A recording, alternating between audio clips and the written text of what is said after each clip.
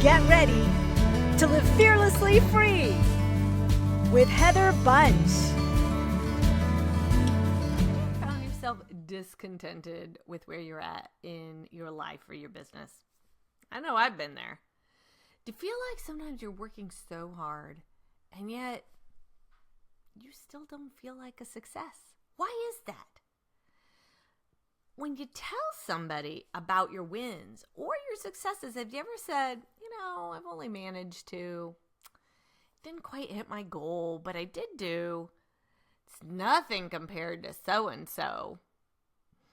Happy Thanksgiving and welcome to Live Fearlessly Free podcast. I'm your courageous coach, Heather Bunch, and I am here to help you, Christian women entrepreneurs, go from feeling stuck, not enough, and fearful to focused, confident, and courageously growing yourself so you can grow your business. Now, if you're like me and you have said any of these statements that I said in the intro, if you've ever felt this way, this episode's for you. What is it about success that can make us feel like we're always the bridesmaid and never the bride?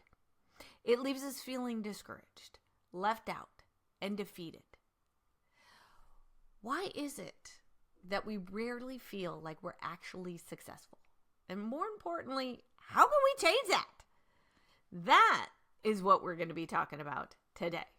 So if you are tired of running on the hamster wheel of not enoughness, this episode is for you. If you desire to remember what you did do, instead of focusing on what's missing or what you haven't done, then I'm talking to you, my friend. And if you are ready to jump off that spin cycle and finally actually feel happy with your life and yourself, this is your day. Now, every episode, I always try to bring things to you that I've either worked on or am working on in myself. I love it when it's things like, hey, I've had this issue and this is what helped me. Or, hey, I have this issue and this is what I'm working on. This is one of those things. What I am going to bring you today is something that was a paradigm shift for me. Because ever since I can remember, I have struggled with never feeling enough. Never feeling like my wins are enough. My success is enough. And I carried that feeling of not enoughness into my entrepreneurial journey. And I can remember early on, I was really struggling. My husband carries the bulk of our finances. And he did that on purpose. He said, "Hun, I want you to have all the space you need to be able to do what God's called you to do. And I got this." And so he told me that. He took the weight off me. However, I did not take the weight off myself. And so I carried this weight of, oh my gosh, I'm not doing enough. I'm not doing enough. I'm not bringing in enough money. I'm not bringing in enough income. I'm bringing in some, but it's just not enough. And it's like I had this, it wasn't even a real number like, oh, I need to bring in X amount of dollars. It was just whatever I did bring in wasn't enough. And he asked me, he was like, "Hun, what is it going to take to make you feel like a success?" And I'm like, "Another paying client." And I just blurted that out. And lo and behold, a couple weeks later, I got another paying client, and it was a proposal I'd already put out. I'd already had done this, but I was waiting. She didn't have the finances at the time, and she was like, "All right, I'm ready." And it was my highest paying client to date. It was a curriculum client, so I was helping her with her signature system, and it was a done for you. So I'm doing the work and making a workbook, making her signature system, and I should have been on cloud nine. Like, I should have been like, yeah, this is what success feels like. And did I feel like that? For probably about 2.5 seconds. Yay! And then it just went back to my normal not enoughness, not bringing in enough. I've got this going, but what about what's next? What's on the horizon? I've got all these goals, but I'm not quite hitting them. And that feeling makes me feel like a failure. I don't know about you, but when we feel like failures, that means we're measuring our success wrong. I was measuring my success wrong. If I got a client, then I'm successful. Well, I got the client, but I still didn't feel successful. Why? I didn't have the right measuring stick. Now, every now and then, I love books, and I read a lot of books. Actually, I do a lot of audio, and if the book is really good, when it's really good is because I go and I buy the hardback book, and then I tell my husband about it, so he's got the audio too, and then he buys the Kindle, so we get it in all the versions. That's how you know a book is good in our household, is we get all the versions. And I ran across this book, and it is called The Gap and the Gain by Dan Sullivan and Benjamin Hardy. And they share in this a principle of measuring success for happiness. And I realized I'd been measuring wrong this entire time. And you just might be too if you feel like I did. So here's the concept. We have an ideal of what we think success looks like. We have this horizon, this picture of, if I land here, then I'm successful. So we've got this ideal out here. And we look at where we're at currently, and then we notice there is a gap between where I am and over here where my ideal is. And however big that gap is, the bigger the gap, the bigger the disappointment. The bigger the gap, the bigger that feeling of not enoughness, of not enough success. And this ideal is really like a mirage on the horizon. And the closer we get to it, the further it feels away. And in reality, we never get to our ideal because our ideal keeps changing. As we expand and as we grow and our mindsets shift and, we strip away old things, our ideal actually expands. And that's really a good thing. We're getting bigger dreams and bigger visions. But the problem is, because that ideal is always out here, I'm never reaching it. Therefore, I never feel like a success. Think of it like this way. It's like when we're got our goals, it's like we're on a road trip. You know how they have those like mile markers on the highway so you can kind of track miles? You're at mile marker 212 and now you're at mile marker 213, and you know that, the McDonald's is at mile marker 240. So you know how many miles to go to get to the McDonald's, okay? Those are a way that we can measure how far we've come and how far we need to go, okay? Every state has them. If you're international, I'm not sure if they've got a similar system but what it allows us to do is look ahead and again, see how many miles we have to go. Now, in our goals, we've got this goal that we need to hit mile marker 250. And here I am over at mile marker 212. Well, how many miles do I got to go to hit my ideal? A lot. And that gap is where I'm feeling that discontentment. And I got so much further to go, and I'm never going to get there. Dude, when we were going to Disney World this last February, we drove.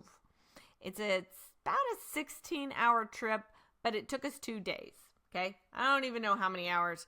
I didn't even count because we stopped so many times to go to the bathroom. We had to stop to eat. We stopped overnight, to spend the night.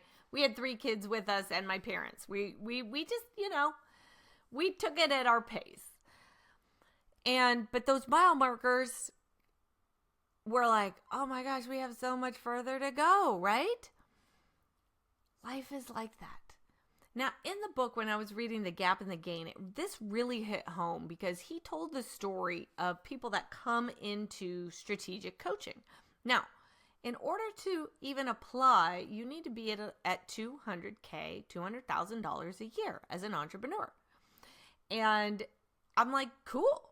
So they've got to at least have reached the level of success of $200,000 a year. And so one of the first questions that they're asking these coaches is, how many of you feel like a success? Do you know how many raise their hands? Yeah, you guessed it. Hardly any saw themselves as a success. Now, they've had to have hit at least $200,000 a year. So they've had to have hit some level of success in order to reach that dollar amount, right? Why? Because they're measuring themselves by, well, I should be further along. I should be at 500K. I should be making $1 million by now. Then he takes them through an exercise and he asks, so, do you remember when you were like, man, if I could make $50,000 a year, wouldn't that feel amazing? You know what? They could all remember that. They remember that moment. And then he asked them, what about when you were like, man, 100,000. If I could hit 100,000, that would just be incredible. It would feel so good. How many of you remember that? And they all raised their hand. Because remember, they'd all hit 200K at minimum in that room. And so they realized in that moment, oh my gosh, I've hit these levels of success, and yet I wasn't even acknowledging them. When we measure our success by the gap, by how far we have to go, we feel defeated. We feel unsuccessful.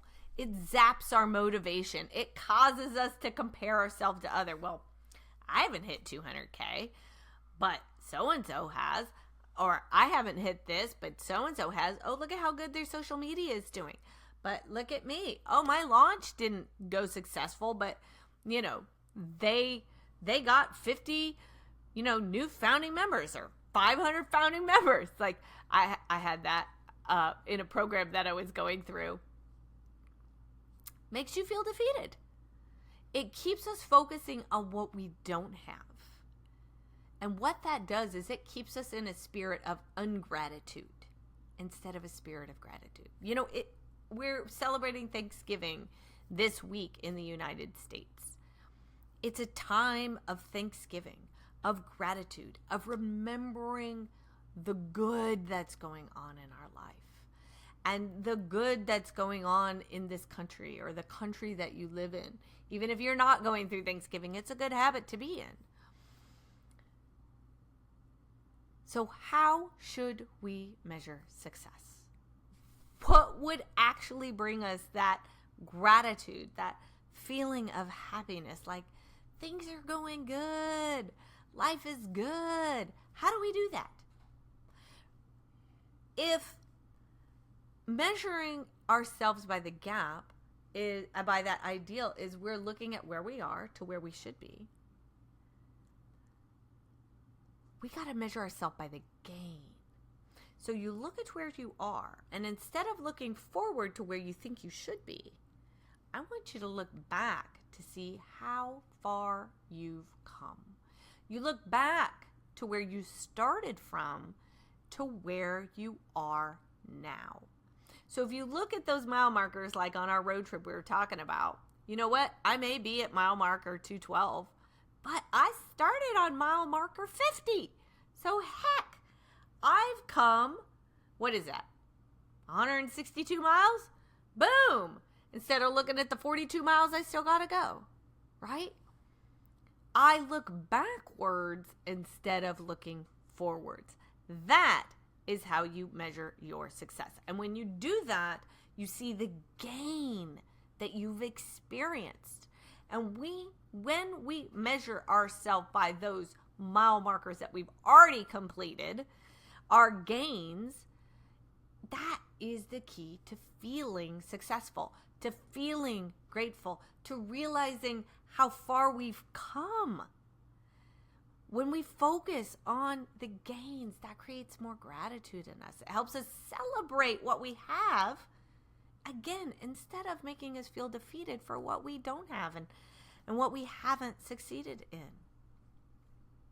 It allows us to be grateful for our growth rather than fixating on this yet to be reached ideal. That, again, is a mirage that we are never going to hit anyways. So we measure ourselves by how far we've come. Now, I ran my Courageous Club members through this exercise, and I had them look back over this last year, 2024, and measured the gains. And we all spent time, and I did it along with them. And I started writing things down, and then afterwards we talked about them, and it was so great because people were like, oh my gosh, I didn't realize how far I've come. And what I did, I looked back and I was like, good Lord Jesus, Heather, you wrote a book this year. You published your book this year. Yeah. Mm-hmm. You started the Courageous Club. I've actually got my list here. I was going through it and I was like, I got 2 book clients because I'd written a book. Now I'm helping them write a book based on a signature system. So I've been helping them create their signature system. We were able to pay for Evan to go through band. I became Women of Audacious Faith co-host with Lethea Owens, my mentor. I turned my podcast. Now I also do the video version of this podcast. Woo! That's been on my list for a long time to do. And then I have been consistently networking, minimum of once a month, if not more. I'm also volunteering for a networking group to lead a mastermind. Now keep in mind, this is coming from the person who fainted before their first networking event. Yeah, and now I'm volunteering for a networking event. That's pretty awesome. That is growth. Look at how far I've come.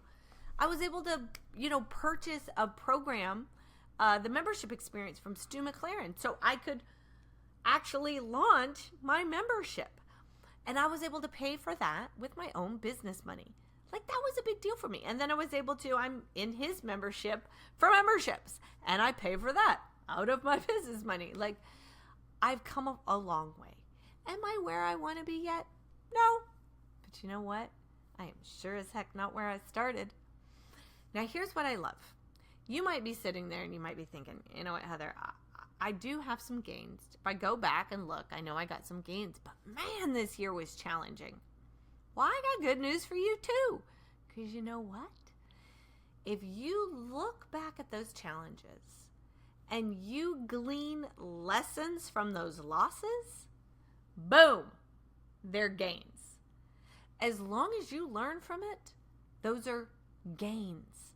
So it doesn't matter what you've been through, whether it was success that brought you to this point, or it was the challenges and setbacks.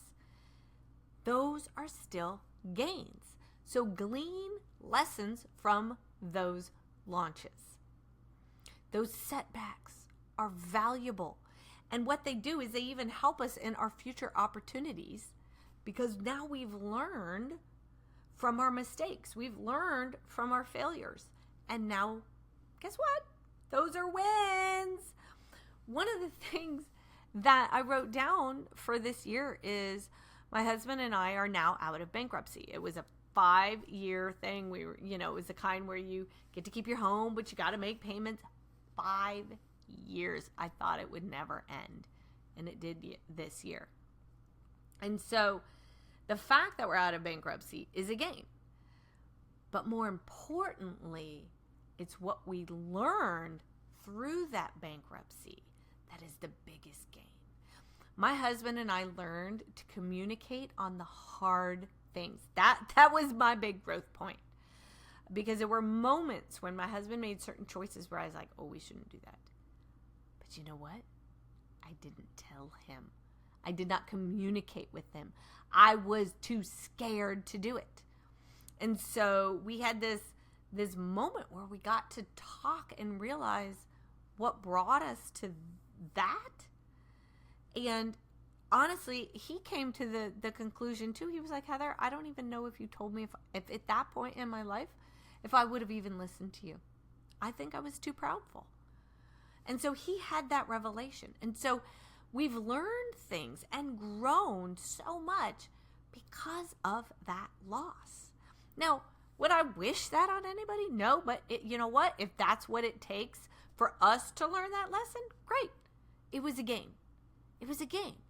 And so you can do the same. You can learn lessons from your losses. So I want to remind you of a scripture, Philippians 1:6, and it says, be confident of this very thing. He who began a good work in you will complete it until the day of Jesus Christ. What that also means is Jesus is going to be working on us till the day we die. We're always going to be making mistakes. We're going to have failures. We're going to have mess ups. We're going to go the wrong direction and have to redirect and reroute. And you know what? That's okay. We just need to learn from them. And then they are gains. So, my friends, I have courageous action steps for you. I want you to measure your mile markers. Okay? These are like milestones in your life. So the first thing I want you to do is I want you to sit down and I want you to look at 2024. And I want you to look backwards and list as many gains as you can. Just write them down. Just make a big old list like I just made a big old list, right? Just write them all down. These milestones literally are like stepping stones on your journey to help you move forward. And they all count. Every single one of them, don't care how big, don't care how small, write them down. And then what I want you to do is I want you to look at it and you go, okay, where were the challenges? Where were the challenges? And I want you to pick at least one challenge. And I want you to think about it. I want you to discover 2 to 5 lessons that you can take away from that challenge or that event that happened in your life that didn't go the way you wanted it to go. And that could be in your life. That could be in your business. It doesn't matter. But what can you learn from that? And add that to your gain list, because that is a gain, my friend. So, we don't measure ourselves by the gap. We don't measure ourselves by where we think we should be. We always measure backwards. Measure the gain.